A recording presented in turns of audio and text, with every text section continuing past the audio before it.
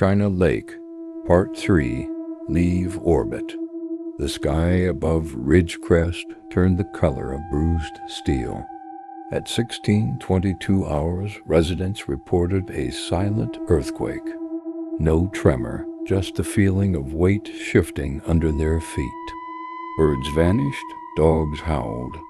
Cell signals dropped to zero. At China Lake, chaos had risen above sublevel 7.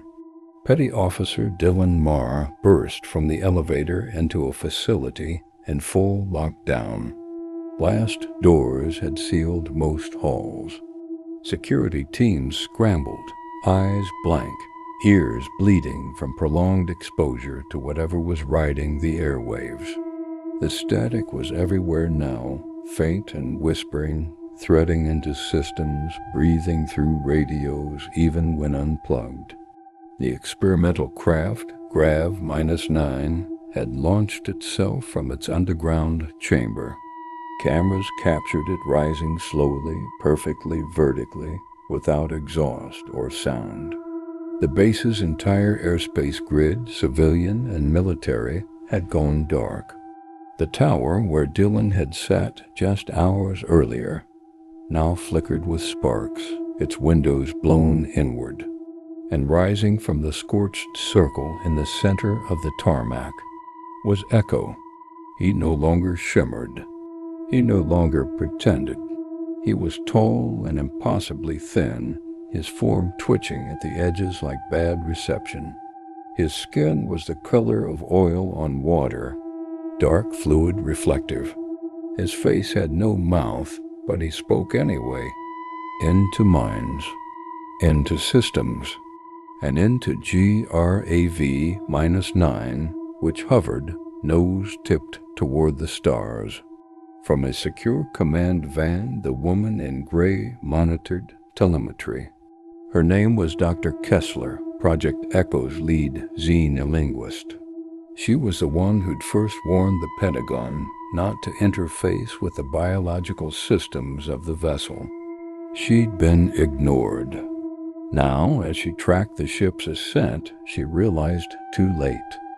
GRAV-9 wasn't just a transport. It was a beacon.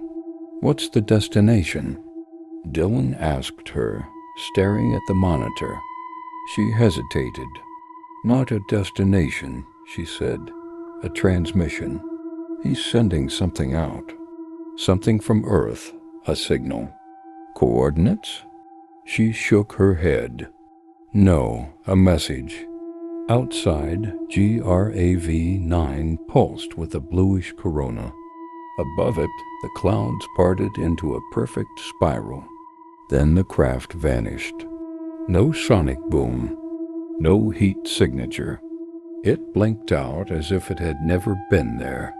And at that exact second, every electronic device within 100 miles, phones, pacemakers, aircraft autopilots, GPS satellites, glitched for 1.6 seconds. Long enough to receive.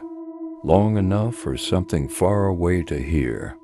China Lake sealed sublevel 7 permanently.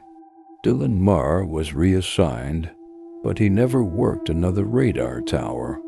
Dr. Kessler disappeared into a black project beneath NORAD.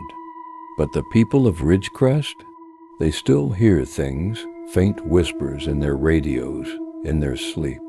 A voice that says in no human language, "We are coming to reclaim what you stole." And in the desert night, sometimes, a shadow moves across the stars. But not from this earth. Not anymore.